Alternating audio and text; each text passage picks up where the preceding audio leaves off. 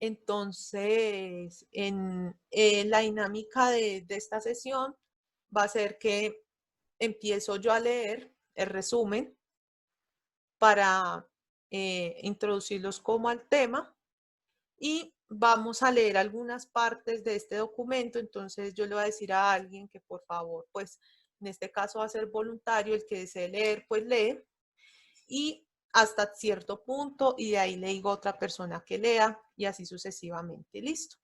Profe, qué pena, una pregunta, ¿en qué parte de la plataforma Moodle está ese texto? Espere, yo entro aquí en el...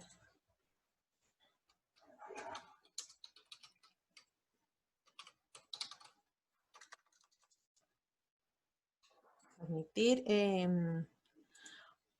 Está en generalidades, debajo del foro de acuerdo pedagógico.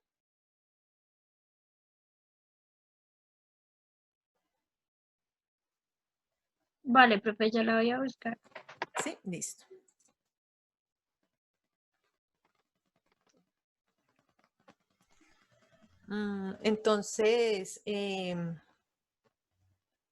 Entonces, voy a empezar a leer el resumen. Voy a ver si lo puedo ampliar un poquito más para que quede más cómodo de leer. Yo creo que así, sí, así. Entonces, el título del documento es La vivienda de interés social en Colombia, principios y retos. Sobre esto es el primer ensayo, ¿listo? Entonces, el resumen del artículo es: el texto describe los cambios en la política de vivienda en los últimos 20 años, su institucionalidad, condiciones técnicas y financiación. Propone 4 principios generales identificados como retos que deben revisarse para cambiar el rumbo actual de la política. La vivienda diversa y flexible, la vivienda suficiente y con calidad, la vivienda que construye ciudad y la gestión integral, articulada y diversa. En cada uno de ellos se desarrolla una breve reflexión sobre el enfoque de la discusión y avanza con ejemplos y referencias que orientan las opciones de cambio para una mejor gestión del hábitat, particularmente para atender la demanda de vivienda de las familias más pobres de la sociedad colombiana. Entonces aquí vimos el resumen de lo que trata el texto. Entonces este es el primer acercamiento que vamos a tener a la vivienda de interés social. Y entonces vamos a empezar a leer. ¿Quién desea empezar a leer? Si quieres yo, profe. Sí, sí. Listo. Entonces, en el año 2011 se cumplen 20 años de un gran cambio en el sector vivienda en Colombia. La Ley 3 de 1991 creó el Sistema Nacional de Vivienda, estableció el subsidio familiar, reformó el Instituto de Crédito Territorial como entidad responsable del tema y dictó otras disposiciones que cambiaron sustancialmente la institucionalidad pública sectorial. El subsidio, como instrumento de financiamiento, vinculó el ahorro familiar y el crédito hipotecario y pretendió cambiar de forma importante el cuestionario rumbo de la política de vivienda existe hasta ese momento en el país. Por su parte, la política pública se apoyó en estrategias de mercado. La institucionalidad pública se contrajo para favorecer al sector privado y los esfuerzos se centraron en la aplicación del instrumento de financiación del subsidio familiar de vivienda. En estos 20 años, las ciudades colombianas crecieron siguiendo procesos de metropolización y compactación, dentro de las cuales asentamientos de baja calidad tenían una participación importante. Actualmente, 3.828.055 millones de hogares se encuentran en déficit a nivel nacional. Y ahí no se ve bien el número, pero sí 1.307.000, o no, 1.307.757 tienen déficit cuantitativo de vivienda, mientras que 2.520.298 tienen déficit cualitativo. Para el caso de Bogotá, no sé, de 3.000 De 300. de Tres. A ver. 369.874 hogares sin déficit y 282.678 tienen déficit cuantitativo de vivienda y 87.197 tienen déficit cualitativo. Listo, muchas gracias. ¿Quién desea hacer el siguiente en leer? Yo continúo. Listo, espérame yo para que puedan. Listo, ya. Aunque Aquí. se reconoce que en el transcurso de estos 20 años se han hecho avances y se han obtenido algunos logros, es necesario dar un giro en el proceso. Para ello, parece pertinente hacer ciertas preguntas. ¿Qué pasa hoy con la vivienda de interés social y con la vivienda de interés prioritario? ¿Qué pasa con la ciudad para la vivienda de interés social? ¿Cómo se adquiere la BIS? ¿Quién se queda por fuera de la BIS? ¿Y qué hacen quienes se quedan por fuera de la BIS? Para abordar la reflexión, se propone revisar mínimo 3 aspectos. El primero es el marco institucional. El buen propósito que se busca hace 20 años con el Sistema Nacional de Vivienda no logró el efecto deseado. No se desarrollaron los mínimos niveles de coordinación, planeación, ejecución, seguimiento y evaluación de las actividades de las entidades participantes para permitir racionalidad. Ya te sube el. Me Ya, perdí. aquí, digamos Ya. aquí. Racionalidad. Racionalidad y eficiencia del desarrollo de la política de vivienda. El panorama de la institucionalidad del sector urbano y de vivienda no quedó muy satisfactorio luego de la desaparición del Instituto de Crédito Territorial, la fugaz existencia del Instituto Nacional de Vivienda de Interés Social y Reforma Urbana, INURBE, y su reemplazo por el Fondo Nacional de Vivienda, Fondo Vivienda, y la fusión de hace casi una década de los Ministerios de Ambiente y Desarrollo. De hecho, actualmente se han revisado estas decisiones escindiendo de nuevo los ministerios para responder adecuadamente a la complejidad del reto. Muchas gracias. No, tranquila, muchas gracias. ¿Quién desea leer?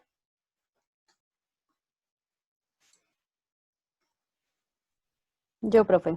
Listo. El segundo aspecto es lo que podríamos llamar el marco técnico y desde allí condiciones relacionadas con la calidad y pertinencia de la llamada vivienda de interés social.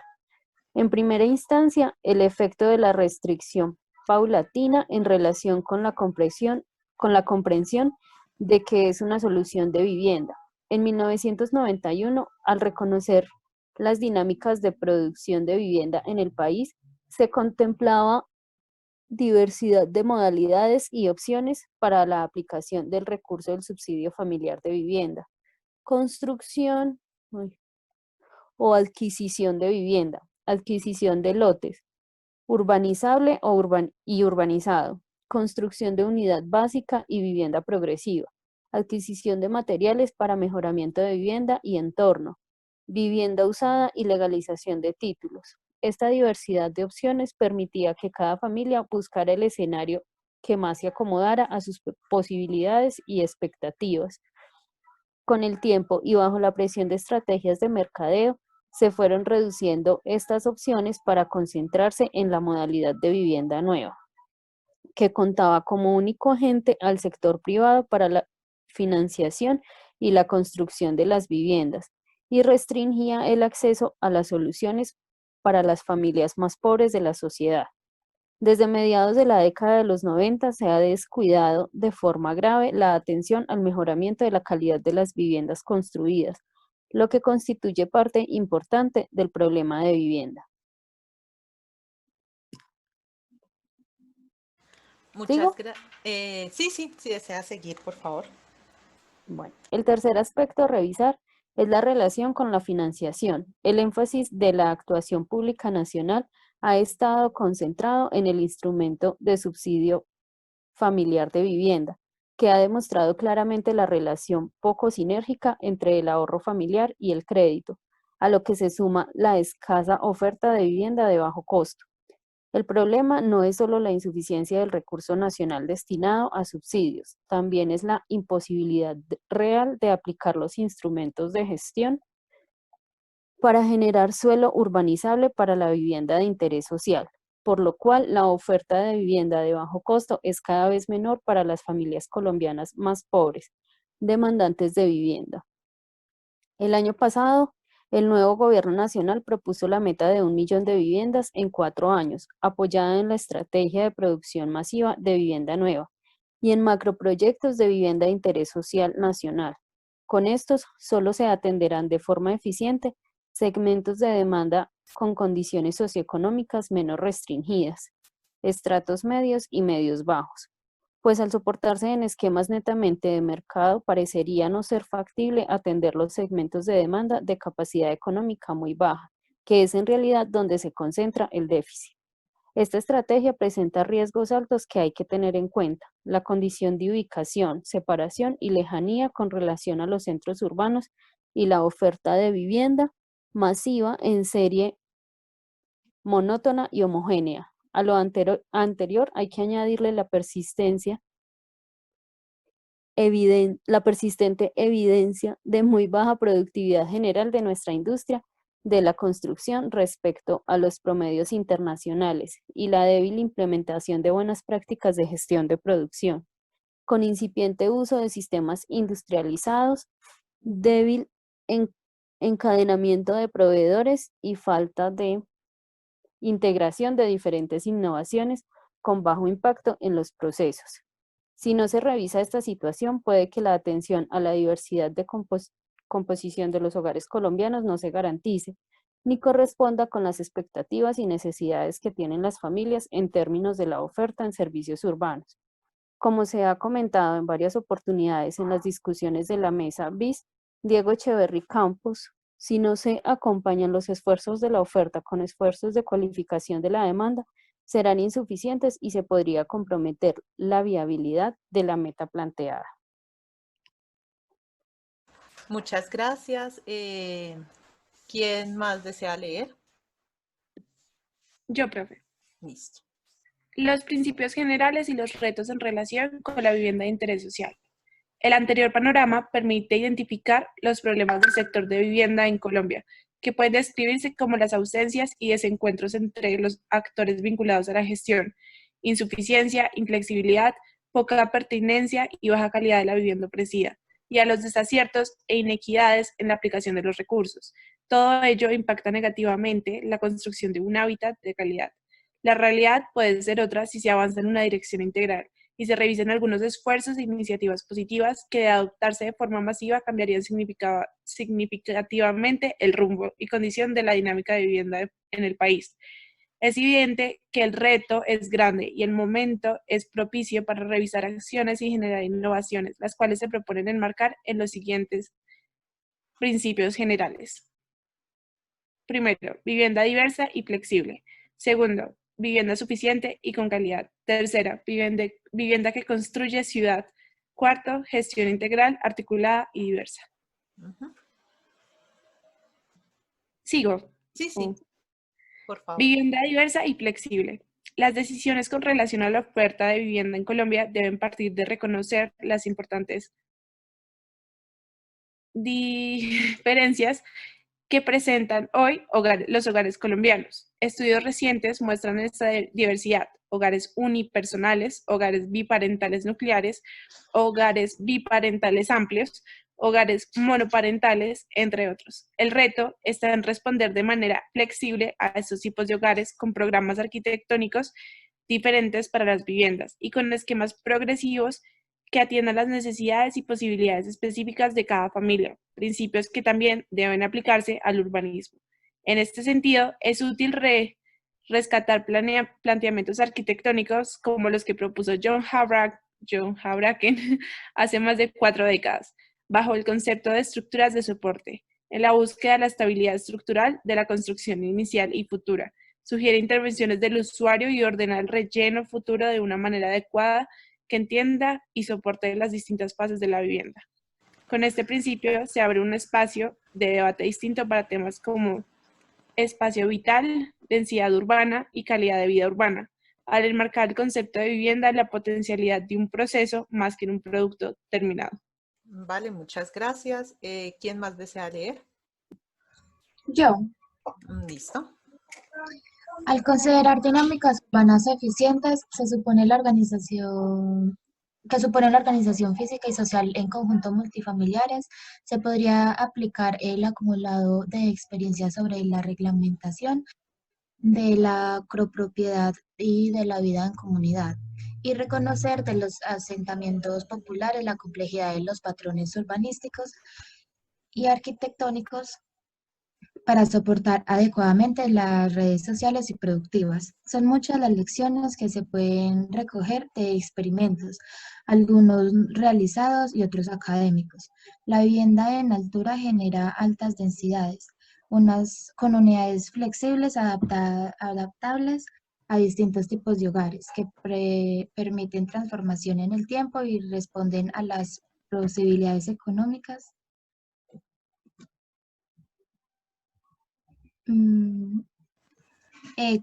de cada hogar. Hay propuestas destacables que surgen de concursos académicos como Convive, que desarrolla el concepto de unidad mínima inmobiliaria, UMI, el cual no siendo estrictamente una casa, es un refugio suficiente, cuyo valor es equivalente al monto del subsidio familiar de vivienda, con lo cual la familia puede acceder a una o más UMIS, o sea, a un mayor o menor espacio según la capacidad económica y características de su hogar, en cada momento de su vida familiar. En síntesis, es facilismo de diseñar vivienda inflexibles, es poco permanente y en lugar de brindar solución, crea grandes obstáculos para el programa de vivienda nueva. Si se puede pretender atender eficientemente el déficit cuantitativo. No es un reto fácil, pero tampoco imposible. Es indispensable, es que exista una voluntad por parte de los diversos actores, público, privado, comunidad, usuario, academia. ¿Para qué? Por medio de constante experimentación, ensayo y error, que consiga alternativas que sean pertinentes para la complejidad que se enfrenta. Muchísimas gracias. Vamos a continuar con la lectura del texto y quedamos en vivienda suficiente y con calidad. Entonces, ¿quién desea continuar leyendo?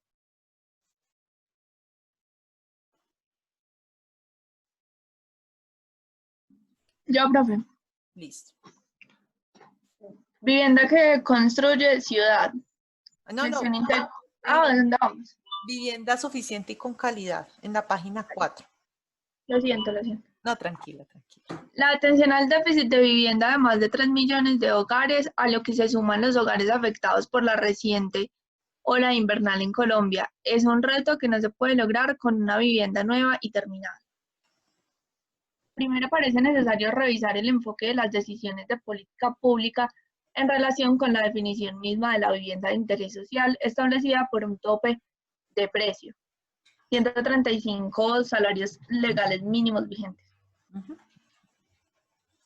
Para que sea considerada más bien en cuanto a calidad y habitabilidad. Por otro lado, es necesario acompañar con programas de mejoramiento y reestructuración urbana a las familias que han hecho de manera aislada esfuerzos individuales para construir sus viviendas, para que se les permita tener viviendas seguras y acercarse a estándares urbanos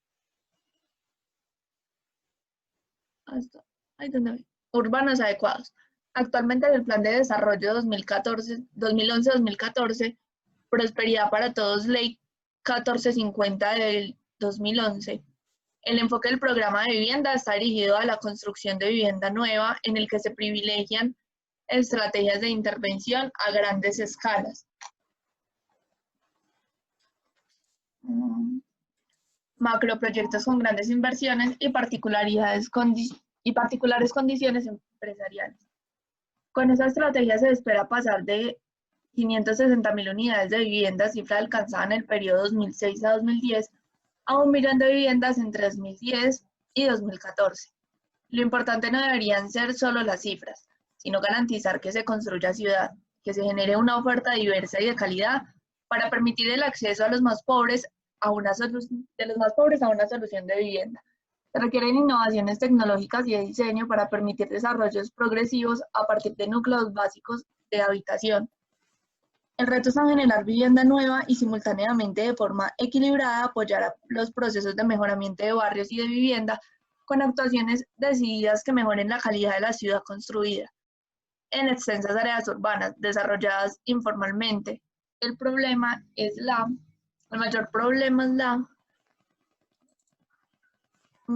ausencia o deficiencia de servicios de acueducto, lo que debería orientar acciones para mejoramiento de calidad de vida a través de sistemas y organizaciones innovadores.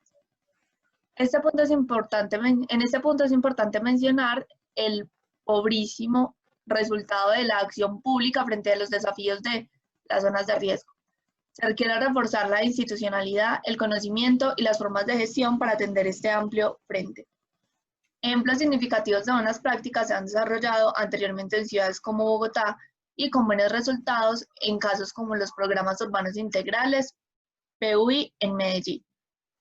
Experiencias que deben ser documentadas y puestas a disposición de los demás municipios para su adaptación y guía de actuación. Se requiere sin duda de liderazgo local, asesoría técnica por instancias de nivel nacional o departamental y apoyo para la gestión de recursos externos a los de inversión local, buscando intervenciones integrales. Prácticas novedosas en gestión urbana en sectores de consolidación generarían escenarios altamente positivos en el panorama que hoy se considera uno de los mayores problemas de los habitantes de las ciudades colombianas. 2.520.298 hogares en asentamientos precarios. Las opciones pueden estar en generar procesos con participación de las familias de usuarios, quienes en forma organizada se convierten en agentes reales y efectivos en la búsqueda de la solución a su problema de vivienda.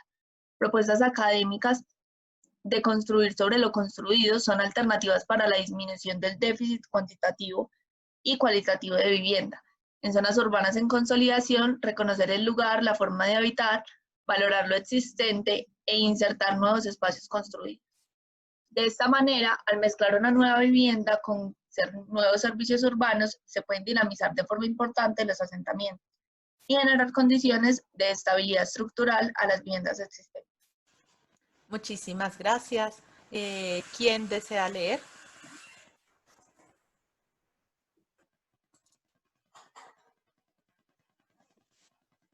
Yo, profe. Sí, listo.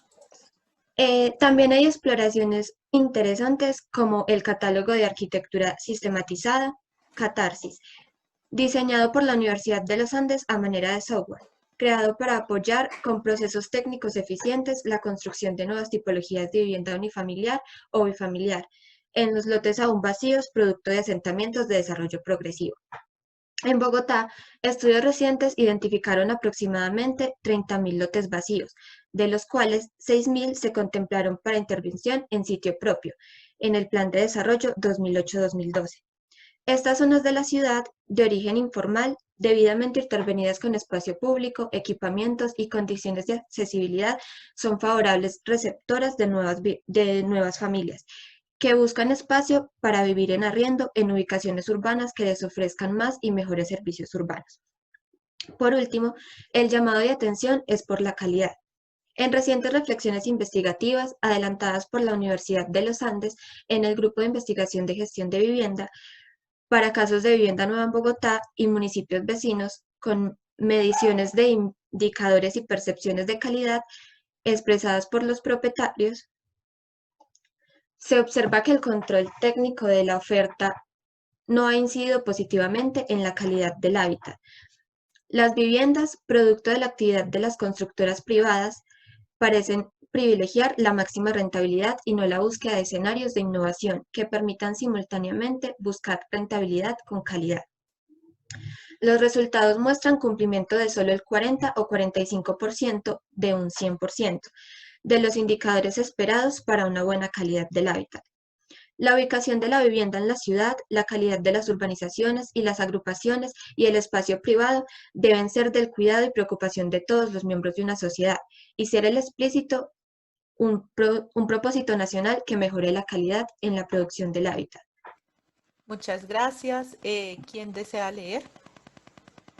Yo, profe. Listo. Vivienda que construye ciudad. En este punto es necesario retomar las preguntas que se han hecho en muchos escenarios de debate en América Latina. Cómo cambiar las dinámicas de segregación socioterritorial, cómo reducir la desigualdad, cómo generar oportunidades para una ciudad sustentable. Como lo mencionaba el profesor Alfonso Iracheta, en documentos recientes, también parecería que no es solo porque los sistemas económicos y políticos no lo permitan, sino también porque estamos lejos de elaborar las preguntas adecuadas para encontrar las respuestas a las cuestiones que nos afectan en las ciudades, particularmente en las condiciones socioespaciales. Las ciudades se expanden físicamente y mucho más aceleradamente que su crecimiento poblacional, caracterizándose por urbanizaciones formales de vivienda en la periferia inmediata, que conforman un patrón de urbanización disperso de baja densidad, sin perspectivas de reordenamiento urbano.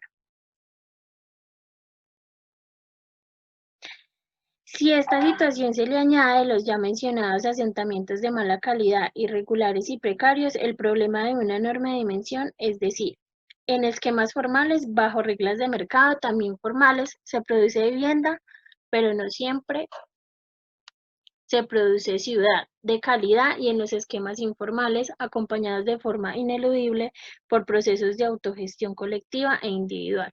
Se accede a unos pocos atributos urbanos, obteniendo en algunos casos solo los mínimos requeridos. Los procesos son opuestos y ambos presentan condiciones de déficit con relación a la calidad del hábitat que se ofrece a las familias. El reto está en cómo hacer vivienda que construya ciudad y cómo la vivienda construida hacer buena ciudad.